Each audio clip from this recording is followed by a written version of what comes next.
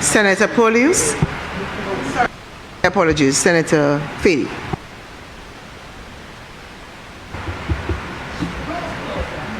Thank you, Madam President. Madam President, it's very, very hard to speak after such a eloquent and passionate presentation, one that was full of facts, one that really highlighted the truth about the policy-based loan, in the own words of the member, the senator, the leader of government business, who have said frankly and clearly he has disclosed that the true purpose of the loan was to satisfy preconditions by the Caribbean Development Bank. Madam President, it speaks to a certain level of desperation that the government has found itself in. It speaks to a certain level of weakness that the government has had to now go to a lending institution cap in hand because they have failed, Madam President, to put the adequate economic policies in this country to buttress real economic growth, not COVID recovery numbers that are manipulated because the economy was decimated by COVID, but real economic growth. Madam President, I stand on a point of order. Point of order, Senator. The leader of opposition business has started his presentation with a grossly misleading statement that I must address. He has stated that the leader of government business, who is myself, has indicated that the purpose for this loan was to satisfy preconditions. That is incorrect. I did not say so. While I established preconditions, I was very clear, and I would like to repeat what I said. There are two purposes for this loan. One, the modernization of tax administration, and two, the land administration servicing programs. That has nothing to do with what he's trying to say. The purpose of the loan was stated clearly in my presentation, and he's misrepresenting exactly what I said. So this is grossly misleading. I cannot sit here and allow for the leader of opposition business to state the purpose of the loan. They are listed, and I stated them. What he just said, Madam President, is misleading, and he needs to withdraw. Senator Fedee, leader of government business, has repeated his statement as to what he put forward in his presentation of the motion. What say you? Oh, Madam President, I sincerely apologize. What I would, and if you're apologizing for what exactly? I think I may have said the wrong thing. Instead of the loan, I meant the health and security tax. So please correct your statement. So I want to correct my statement. The reason for the health and security tax, which was championed earlier for investing in health and giving us the impression that this was somehow going to be about health care, it was going to be increasing the security of the country. We know now that this is more than that.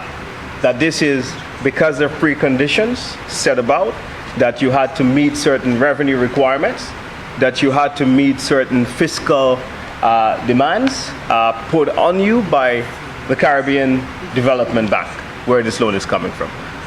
Madam President, I think it's important to make the point that today we're borrowing $152 million.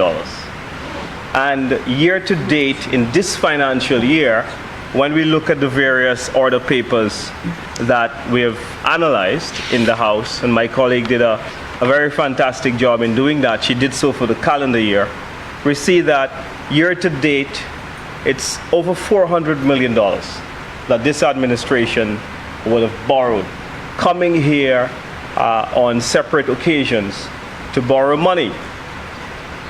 Madam President, why is that important? Because I think it's important to the fiscal management of our country to remind the opposition that when you make reckless statements in opposition, that the reality of government will make you eat those words.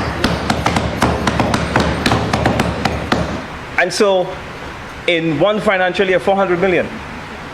And if we continue, we will see that the borrowing may not be done yet because we still have quite a ways to go before the financial year comes to an end.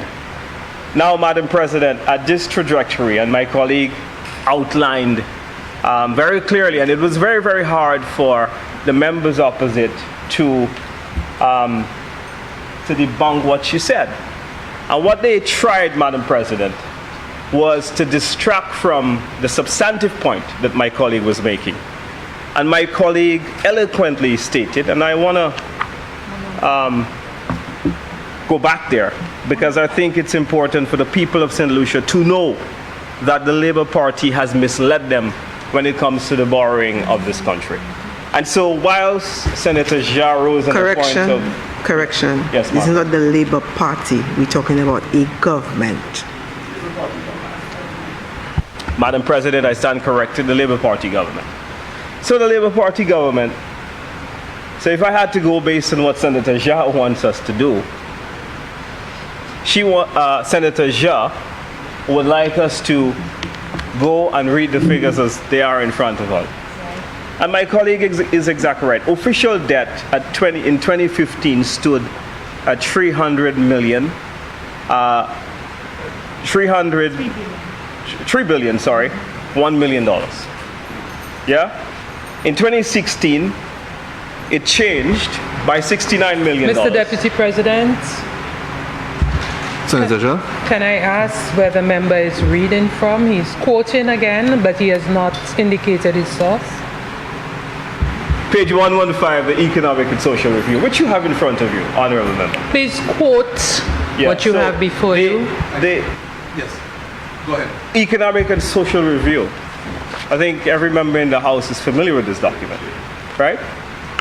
2022. Okay? And this is the official debt. But you see, page 115, for those members who would like to be exposed to the hard truth of the financial history of the country. So the stats here show, and Senator Charles was making a substantial point, which the government side tried to derail, that they've outpaced us by borrowing for all kinds of stuff in the best of times, in the best of economic times. You all are borrowing senselessly. And so, Mr. President, for the purpose of the government senators and for the members of the public, don't be derailed by the rhetoric of the St. Lucia Labour Party. In 2016, it moved from 3,071.4 million to 3,177.3 million in 2017. That then, Mr. President, suggested that there's a difference of 105 million in the debt. So it means that in that year, the new debt added was $105.9 million, which is way below what we're doing now. There was no COVID, and it is important to make the distinction. In 2018, it inched up to $306.3 million. So therefore, a difference moving from 2017 to 2018, it went up by $129 million in new debt. Again, we see a trend of below 150 million, 129, 105, and 69 are the difference of those pre-COVID years by the United Workers' Party. But you know, what's important to note, Mr. President, is the economic growth in those years. Now, it replaced successive years of negative growth by the St. Lucia Labour Party administration, and replaced it, Mr. President. And if you look at the corresponding GDP growth rate, Mr. President, you will see that they're all positive. And because they're all positive, the government was picking up significant revenue, which then it was able to avoid senseless taxes like the health and security levy. In fact, what we did, Mr. President, is that we eased the debt burden on the people of St. Lucia and reduced the VAT rate while the Labour Party said that it was a mistake, we're going to lose $52 million. But if you look at the page in the Economic and Social Review, you will see that we picked up an increase in the rate of VAT.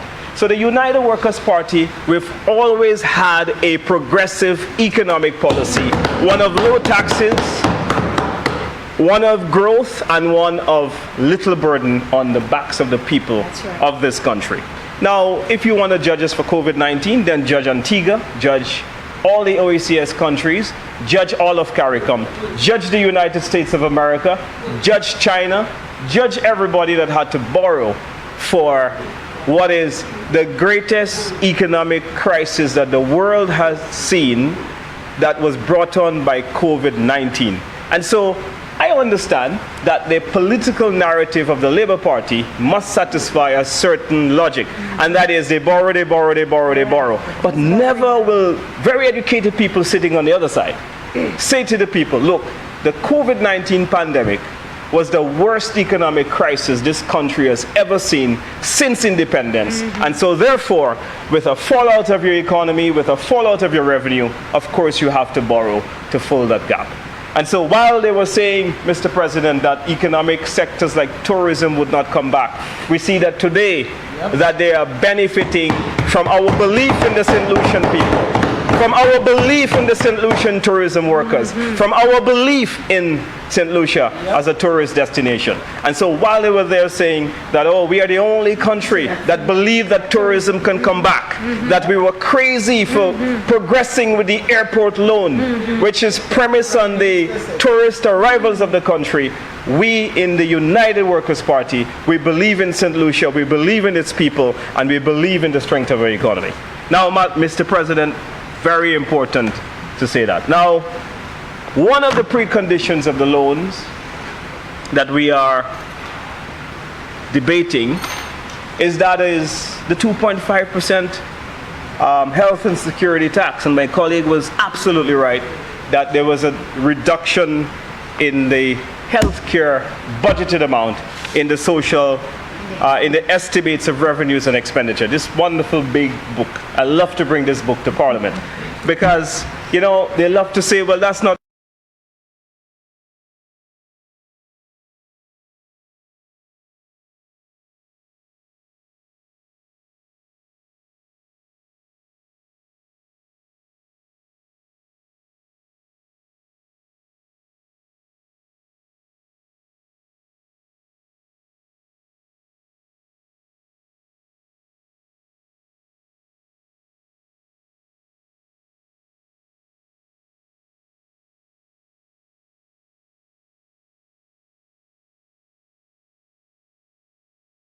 transportation. And so let me explain, Mr. President, why. If you look at, you see, it's very, very hard for members to follow because they are foreigners to economic policy, Mr. Speaker. If you raise the cost of operation of a supermarket, That's right. so on the services of a supermarket, advertising costs went up. 2.5% on brokerage services.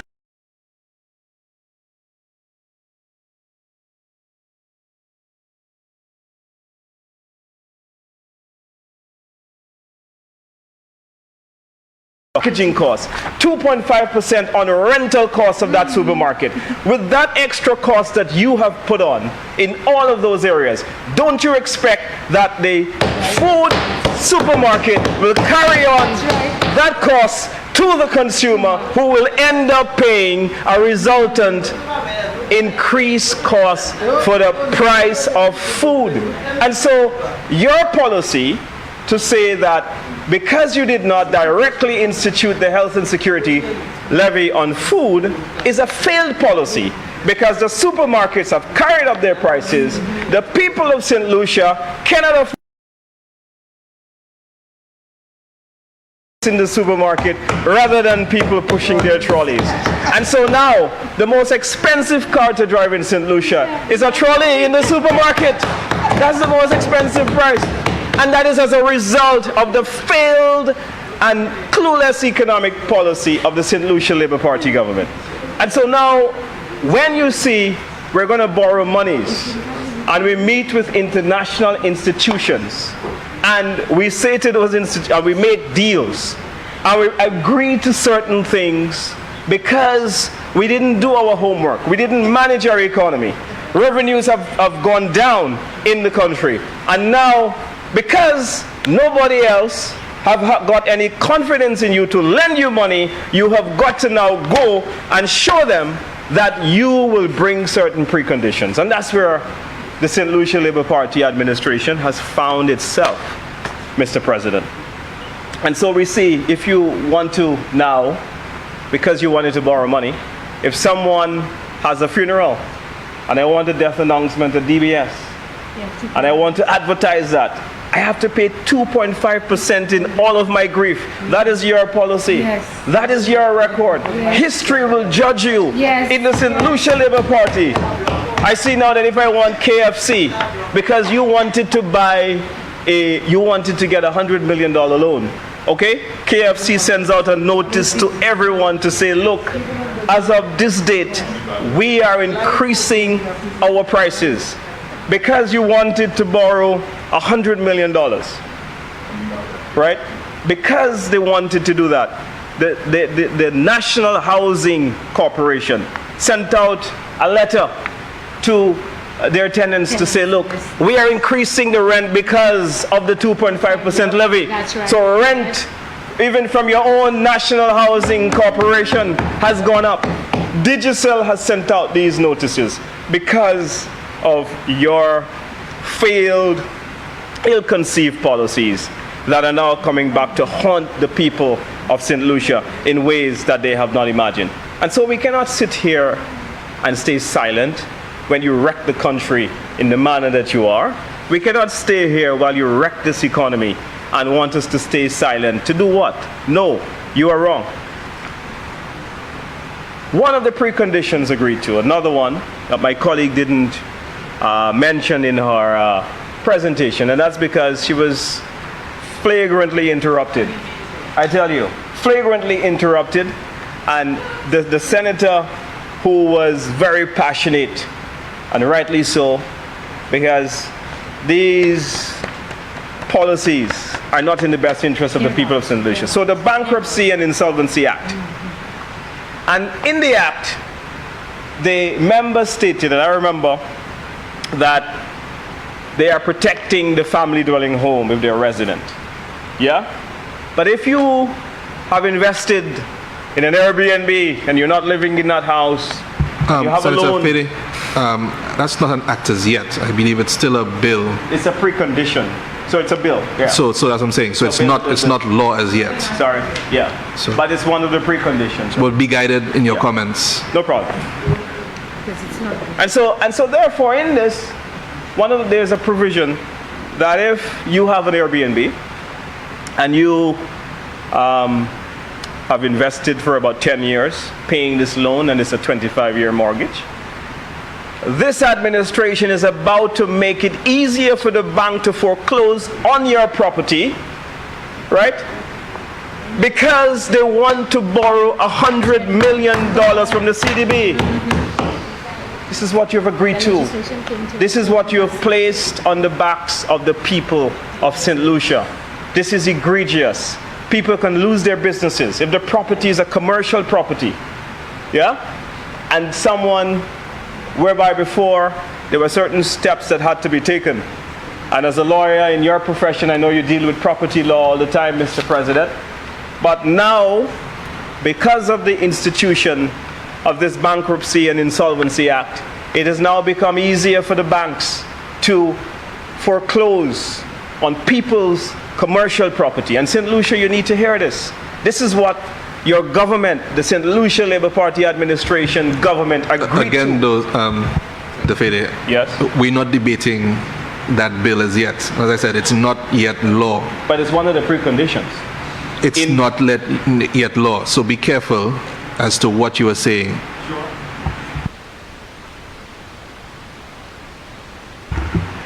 So these preconditions, Mr. Speaker, the opposition cannot support them in any good conscience. We cannot Mr. Speaker, allow these ill-conceived policies to fall square on the backs of the people of Saint Lucia. We cannot allow people's property to be at risk. We cannot allow, Mr. President, for the prices in the supermarkets to go up. We cannot allow, Mr. Speaker, for our economy to be mismanaged. We cannot allow, Mr. Speaker, these failed economic policies by the Saint Lucia Labour Party government to take hold on our people. Mr. President, I want to make a general comment on policy-based loans. You know, I sympathize a bit with the government because, you know, as terrible as they are, I want to say to you, Mr. President, that the era of policy-based loans have placed an even more serious demand on us to manage our economic affairs in a way that is prudent and wise. It places on governments to face the harsh reality of the constraints of the limited resources that we have available to us.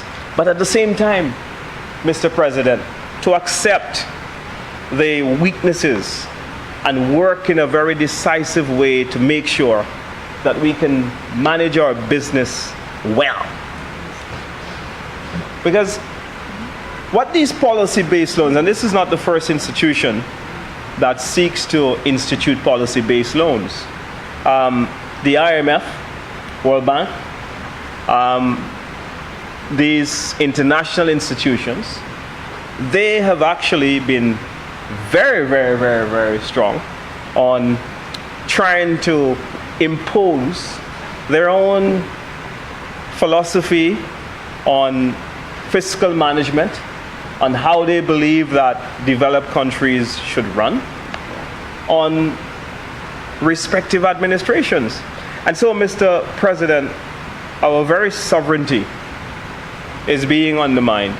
And while some people may say that we do have a choice, I want to say, Mr. President, that governments are placed in a very precarious position.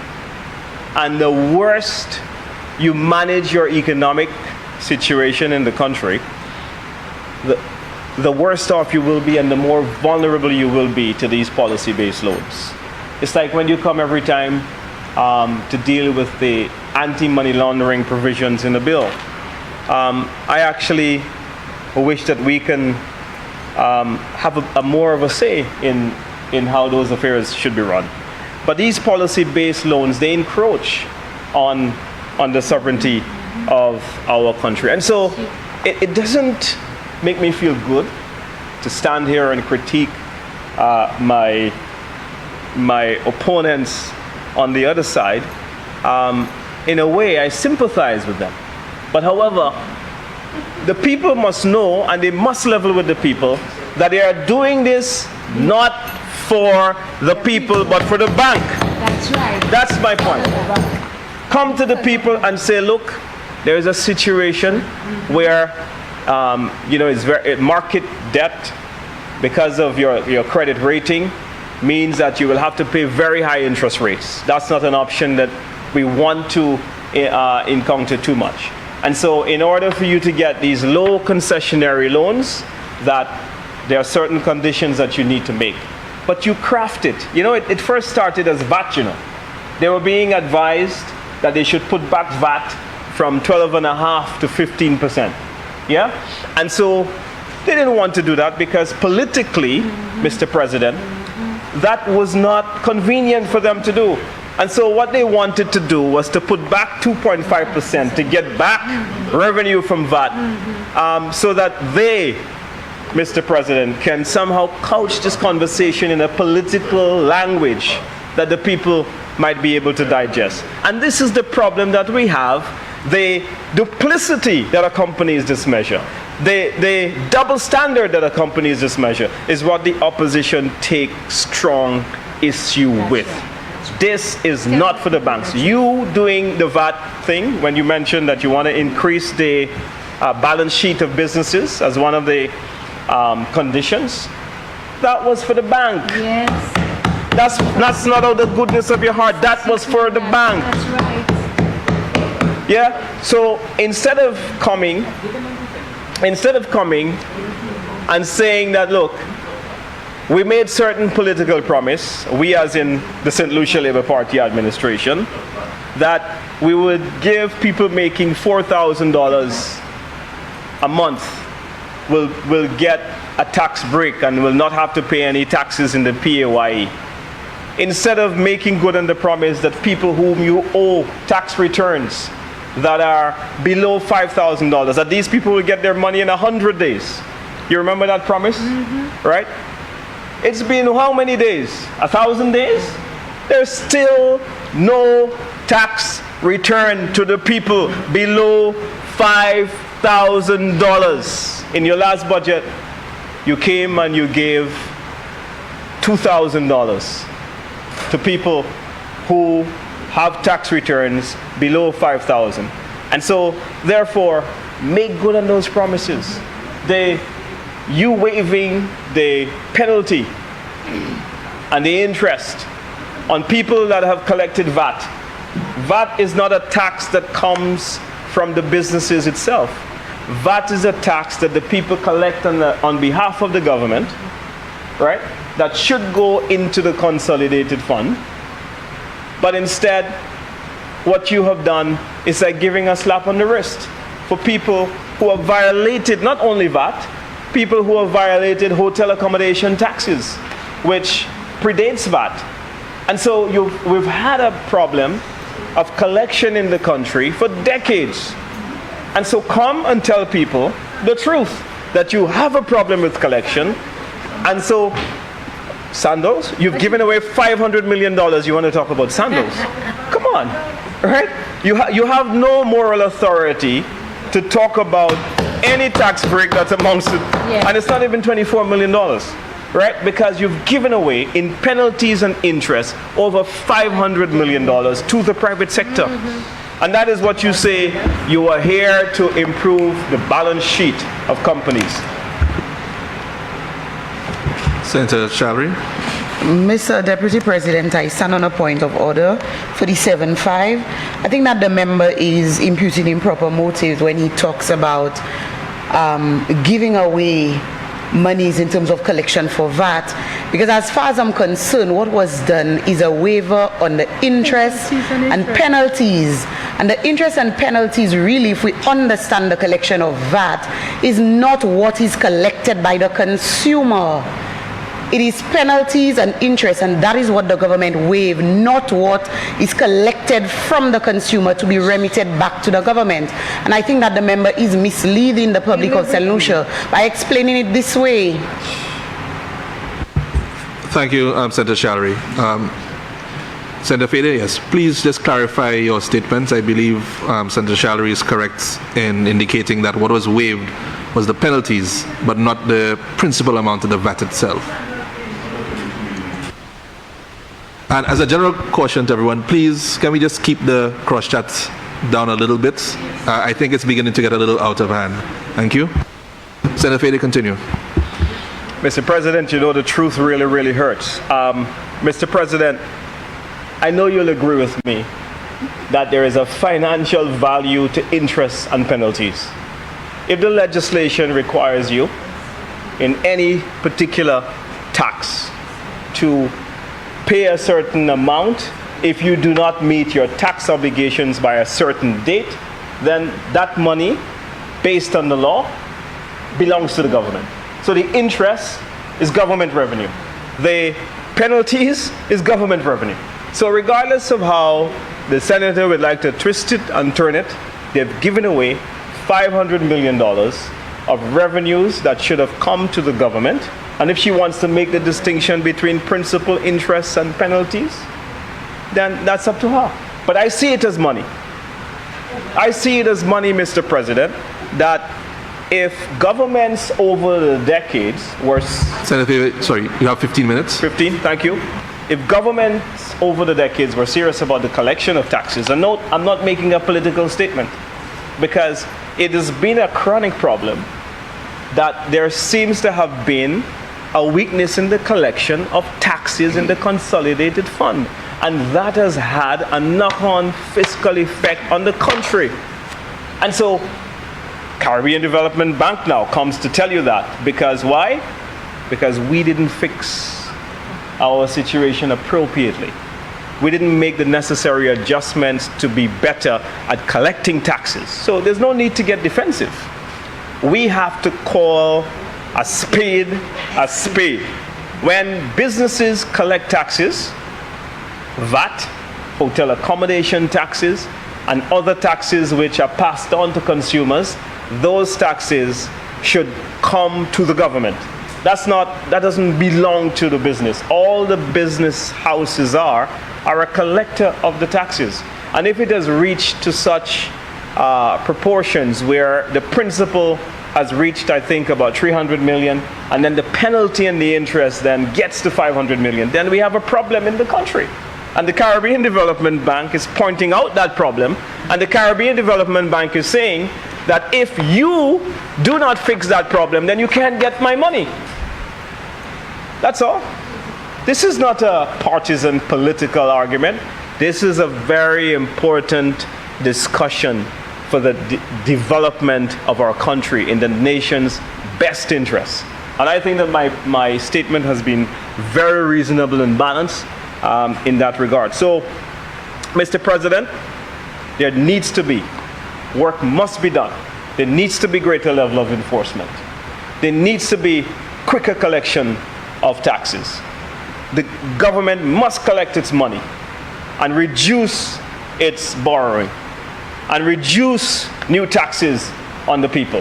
So how does it look that you give away 500 million, but then now you saddle the people of Saint Lucia, a lot of them vulnerable people. The 2.5% levy that you have instituted has no disregard or discrimination for whether a person is of low income, medium income, or high income. In fact, most of the people that are going to be struggling with the 2.5% are vulnerable citizens of this country.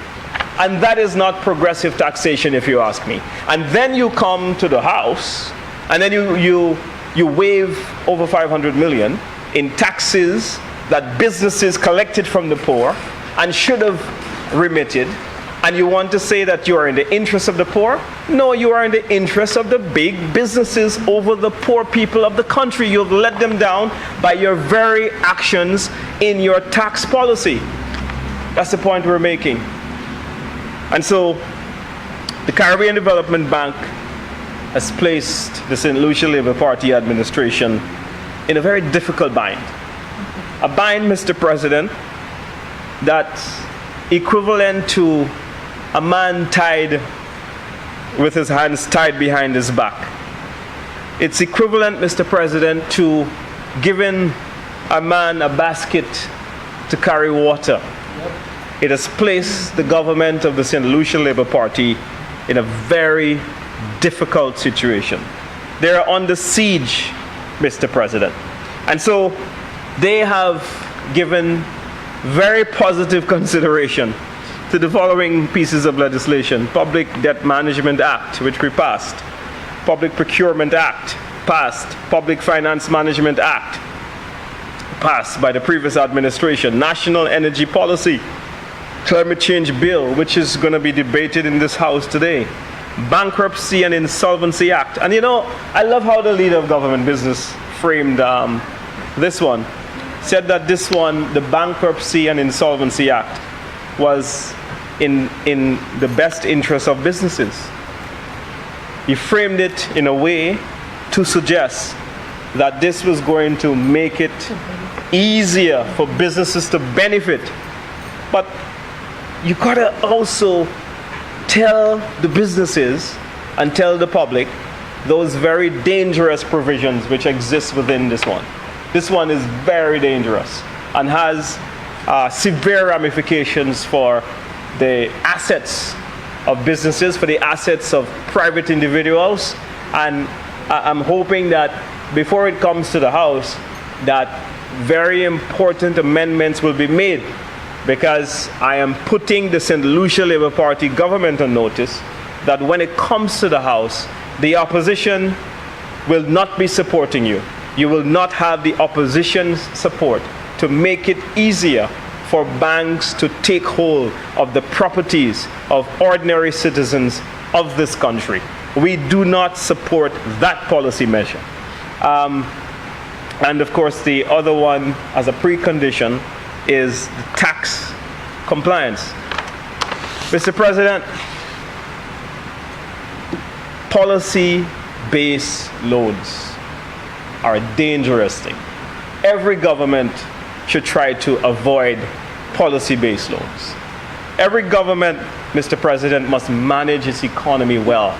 Every government, Mr. President, must ensure that it keeps up to the responsibility of ensuring that there's fiscal prudency, of ensuring that it doesn't put its citizens in the place that the St. Lucia Labour Party has put the people of St. Lucia. So, Mr. President, I thank you very, very much for your indulgence today, and I submit these comments to the House.